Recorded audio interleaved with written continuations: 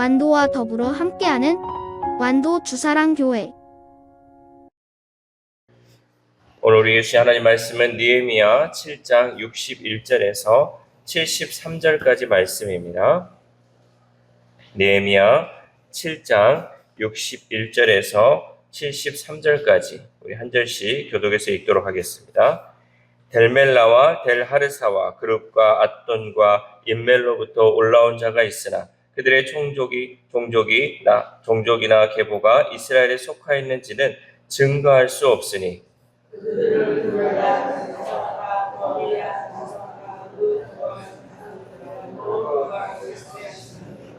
제사장 중에는 호바야 자손과 학보스 자손과 바르실레 자손이니 바르실레는 길르앗 사람 바르실레의 딸 중에 하나로 아내를 삼고 바르실레의 이름으로 불린 자라.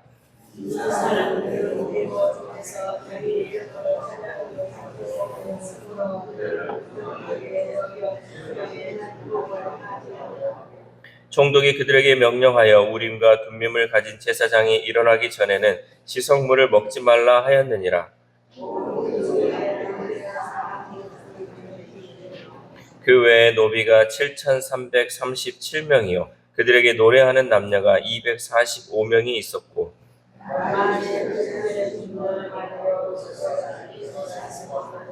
낙타가 435마리요 나귀가 6,720마리였느니라.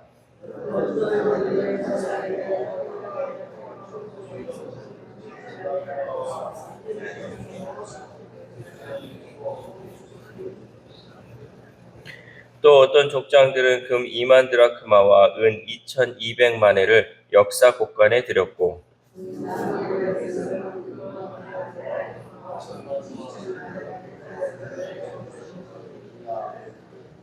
같이 읽겠습니다. 이와 같이 제사장들과 레위 사람들과 문지기들과 노래하는 자들과 백성 몇 명과 느리님 사람들과 온 이스라엘 자손이 다 자기들의 성읍에 거주하였느니라. 아멘. 할렐루야. 오늘도 하나님의 주시는 이 말씀을 통하여서 오늘 하루 하나님의 은혜로 살아가는 귀한 하루 되시기를 소망합니다. 오늘 본문은 어제에 이어서 이제 1차 귀환자들의 명단이 계속되고 있습니다. 그런데 이제 본문에는 종족이나 계보가 이스라엘에 속했는지 확인할 수 없는 사람들이 있었고요. 또 제사장이지만 계보에서 이름을 찾지 못해 제사장직을 수행하지 못하는 이들이 포함되고 있음을 보여주고 있습니다. 이 귀환자들 중에는 계보를 증명할 수 없는 사람들이 있었는데 족보나 가문 등록부가 없는 사람들이죠. 그러니까 우리나라 말로 얘기하면 족보가 있어야 되는데 그 안에 속하지 않은 사람들, 이 사람들의 신원이 어디서부터 왔는지 확인이 되지 않은 사람들이 있었다는 거죠. 그래서 이스라엘 이제 이 공동체가 이루는데 인원 파악, 또 이 사람의 가문이 어디서 시작되었는지 이것이 이제 중요했기 때문에 이 인원 파악, 또 신원을 파악하는 일은 참으로 중요했다라는 거죠. 일반 백성 가운데 이런 사람이 무려 642명이나 되었어요. 또 제사장인데 계보 중에 이름을 찾지 못한 사람들도 있었다는 거죠. 우리 64절 말씀 함께 읽겠습니다. 64절 시작. 이 사람들은 계보 중에서 자기 이름을 찾아도 찾지 못하였으므로 그들을 부정하게 여겨 제사장의 직분을 행하지 못하게 하고. 아멘. 왜 이 제사장의 직분을 수행하지 못했냐면 이 제사장이라는 게 여러분 우리가 지금 얘기하는 목사나 또 이렇게 뭔가에 하는 데 있어서 그 부모가 목사가 아니어도 목사가 될 수 있어요. 그렇죠? 또 그 부모가 장로가 되는지 권사가 되는지 이런 거와 상관없이 그 다음에 내가 어떻게 하느냐에 따라서 이 직분을 수행할 수 있었는데 그 당시 제사장은 세습이었어. 세습. 제사장 집안에서 제사장이 나오는 거예요. 그러니까 이 제사장이 그 가문에 대해서 출처가 분명하지 않다. 그러면 이 사람은 제사장을 할 수가 없다라는 거죠. 그 조상적부터 그 가문이 제사장으로 내려온 사람만이 이 제사장직을 수행할 수 있는데 제사장직을 수행하지 못할 수 있다는 것은 이 사람의 가문이 불분명하기 때문에 그 일을 감당하지 못하게 했다라는 거죠. 그래서 제사장이 자신의 출신을 증명하지 못했다는 것은 성전 봉사와 백성의 11조와 헌금에서 나오는 수입이 중단됨을 의미하고 있습니다. 이 중요한 것은 이들이 귀한 자의 명단에 올라왔다는 거죠. 자기가 속해 있는지 속해 있지 않는지 이런 것들이 확실히 분명하지 않음에도 불구하고 이 포로 귀한 자들의 그 명단에 포함되었다는 거죠. 그들은 다른 백성과 함께 같은 꿈을 꾸고 같은 희생을 하며 같은 길을 따라 똑같이 고향으로 돌아와 동일하게 헌신을 했다는 거죠. 제사장으로 인정받든 인정받지 못하든 그들이 포로지에서 돌아와 실제로 헌신했다는 사실은 오늘 분명히 본문에서 말씀하고 있습니다. 그들은 자신이 처한 그 상황에서 자신을 드렸어요. 그러니까 내가 하나님 그 여기에 족보에 인정되든 인정되지 않든 그냥 나는 내가 할 수 있는 그 상황에서 최선을 다해 하나님의 일을 감당했다는 거죠. 바꿀 수 없는 과거와 출신을 증명할 수 없는 그 상황에 사로잡혀 스스로의 역할을 제한하지 않았다는 거죠. 이게 뭔 말이냐면 내가 제사장이든 제사장이지 않든 뭐 과거에 우리 부모가 제사장이든 제사장이지 않든 그게 밝혀지지 않은 그 상황에서 이게 확실히 밝혀져야 그 일을 행하는 것이 아니라 그저 나는 그냥 이 포로 귀한 공동체의 함께함을 통해서 하나님의 은혜에 감사함을 통해서 나에게 주어진 그 역할을 감당하며 나아갔다는 거죠. 우리 가운데도 이러한 삶이 있어야 된다는 거죠. 어떠한 상황이든 내가 지금 이것을 드러내고 내게 있어서 뭐 주어진 권리와 의무가 확실히 있어서 이것을 하는 것이 아니라 또 나에게 직분을 정확히 주어서 그 일을 하는 것이 아니라 나에게 주어진 그 상황, 나에게 처해진 그 상황 가운데 하나님께 감사하면서 그 일을 감당하며 나아갈 수 있었다는 거죠. 이러한 그들의 명단을 보면서 우리의 이름이 하늘에 기록됨을 우리는 기뻐해야 할 줄 믿습니다. 우리는 남들이 인정하든 인정하지 않든 나의 이름이 생명책에 기록된 것으로 인해 기뻐하며 당당히 일해야 할 줄 믿습니다. 우리의 이름이 하늘 생명책에 기록됐음에 감사하면서 남들이 나를 보면서 저 사람이 일을 하냐 안 하냐 이런 것에 여러분 신경 쓰지 말고 나에게 주어진 것에 내가 최선을 다해 일하면 하나님께서 그것을 보고 기뻐하실 줄 믿습니다. 이렇게 계수한 온 회중의 합계가 42,360명이었어요. 그 외에 노비와 노래하는 남녀가 각각 7,337명 또 245명이 있었죠. 우리 66절, 67절 함께 읽겠습니다. 시작. 온 회중의 합계는 42,360명이요. 그 외에 노비가 7,337명이요. 그들에게 노래하는 남녀가 245명이 있었고, 아멘. 그 외에 말과 노새와 낙타와 나귀도 많이 있었습니다. 또 한편으로는 귀환한 이 가문의 족장들은 성전 재건을 위해 보조했고 총독은 많은 돈과 기물과 의복을 곳간에 들여 힘을 보태었다라고 고백하고 있습니다. 우리 70절 말씀 함께 읽겠습니다. 시작. 어떤 족장들은 역사를 위하여 보조하였고 총독은 금 1,000드라크마와 대접 50과 제사장의 의복 530벌을 보물 곳간에 드렸고, 아멘. 또한 어떤 족장은 금과 은을 역사 곳간에 드렸다고도 하죠. 우리 71절 시작. 또 어떤 족장들은 근 2만 드라크마와 은 2,200만회를 역사 곳간에 드렸고, 아멘. 족장들만 그렇게 한 것이 아니라 백성들도 힘 닿는 대로 금과 은과 제사장의 의복 등을 성전 재건을 위해 자발적으로 헌물을 드리는 놀라운 헌신이 일어났죠. 우리 72절 함께 읽겠습니다. 시작. 그 나머지 백성은 금 2만 드라크마와 은 2,000만회와 제사장의 의복 67벌을 드렸느니라. 아멘.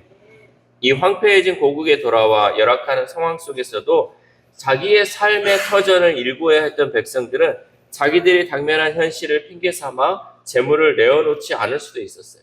내가 지금 내 집이 먼저인데 뭐 여기 드려지는 이 성전이 먼저냐, 내가 먼저 살아야지 뭐 하나님의 일도 하는 거 아니냐라고 얘기할 수 있어요. 오늘날 우리의 삶이 그렇잖아요. 여러분, 우리가 교회에 와서 헌신하자고 하면 여러분은 어떻게 해요?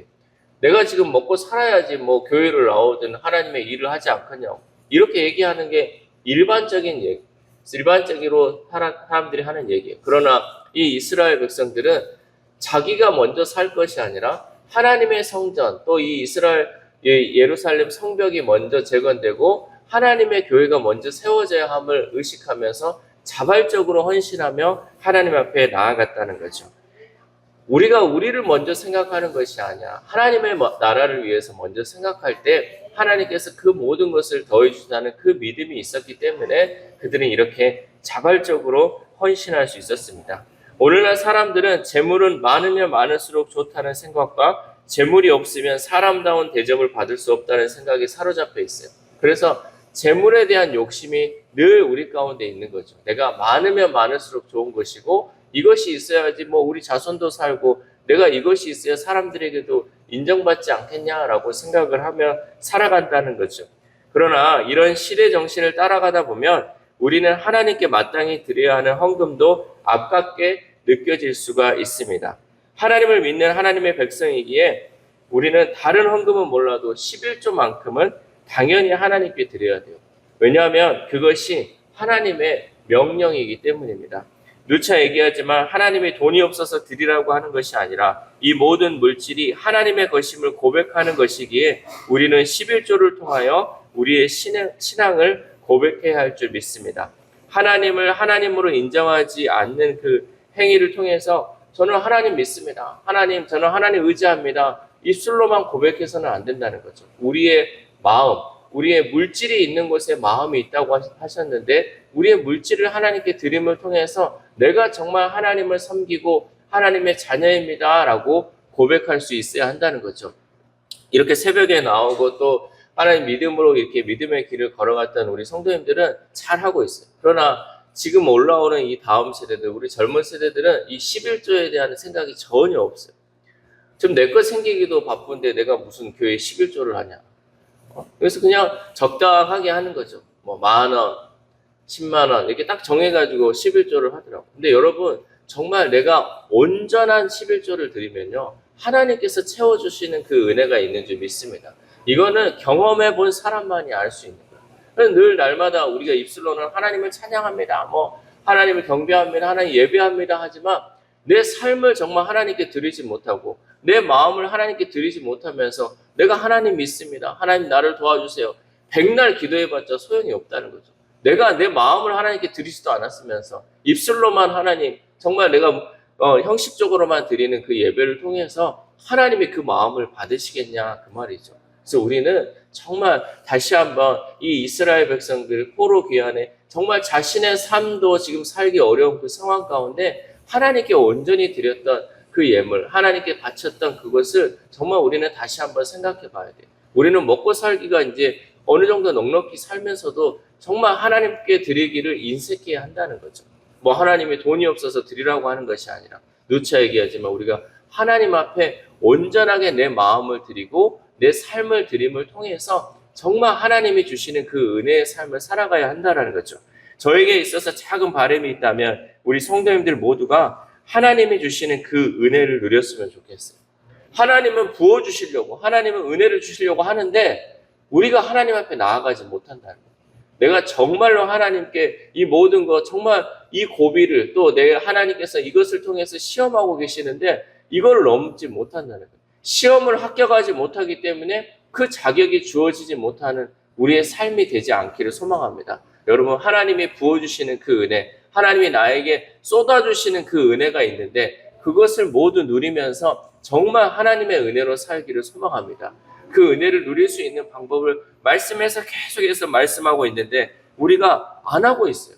하라고 했는데도 안 하는데 어떻게 그 은혜가 부어질 수 있겠습니까? 우리가 정말 지금까지는 그렇게 살지 못했다면 이제는 우리의 삶을 돌이켜서 이제는 정말 작은 것부터 정말 하나님의 하라고 하신 그 명령을 철저하게 순종하게 지켜짐을 통해서 하나님의 복을 누리는 저와 여러분 되었으면 좋겠습니다. 그래서 살아계신 하나님께서는 오늘도 우리의 신앙을 바라보고 계십니다. 내가 어디까지 나를 하나님으로 인정하는지를 보고 계신다는 거죠. 적당주의나 편리주의가 아닌 온전한 순종을 통하여서 남들 눈치 보지 않고 오직 하나님의 길을 따르는 저와 여러분 되시기를 소망합니다. 오늘 하루를 살아감에 있어서 이스라엘 백성들이 하나님의 은혜에 감사하는 마음으로 또 자원하는 마음으로 하나님께 드렸던 것처럼 우리의 건강과 시간과 물질을 하나님께 드림으로 하나님의 은혜의 역사에 동참하는 저와 여러분 되시기를 주님의 이름으로 소망합니다. 기도하겠습니다.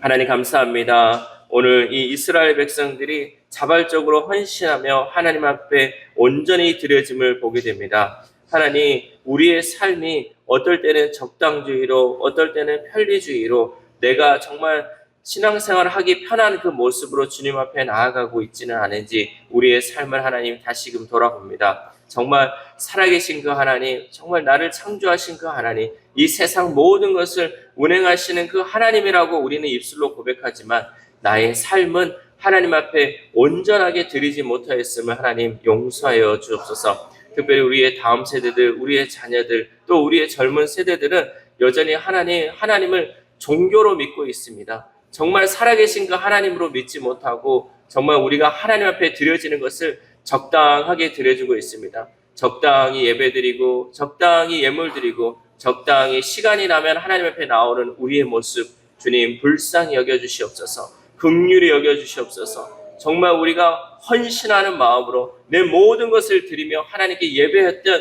우리의 모습이 다시금 회복되어지기를 소망합니다. 우리의 이전 세대들은 정말 하나님 앞에 내 모든 것을 드림을 통하여서 살아계신 그 하나님 앞에 엎드려 구하며 기도했지만 우리의 지금의 세대들은 정말 하나님 앞에 내 것을 온전히 드리지 못하는 것을 보게 됩니다. 하나님, 우리의 신앙이 편리주의, 적당주의로 변하지 않게 하시고 정말 하나님의 역사에 동참할 수 있는 우리의 다음 세대, 우리의 자녀들, 오늘날 우리가 믿는 우리의 세대들이 될 수 있도록 함께하여 주시옵소서. 그래, 정말 하나님 우리에게 부어주시는 그 놀라운 은혜를 하나님 우리 모든 성도들, 우리 특별히 주사랑교회 성도들이 모두가 받고 누리기를 소망합니다. 하나님, 그저 조금만 받고 그것에 감사하며 살아가는 그것이 아니라 온전히 모든 것을 부어주시는 그 하나님의 은혜를 받아봄을 통하여서 하나님의 그 은혜가 이렇게 크고 놀랍구나라고 고백하며 나아갈 수 있는 오늘의 삶이 될 수 있도록 도와주시옵소서. 특별히 또한 기도하기는 우리의 환우들,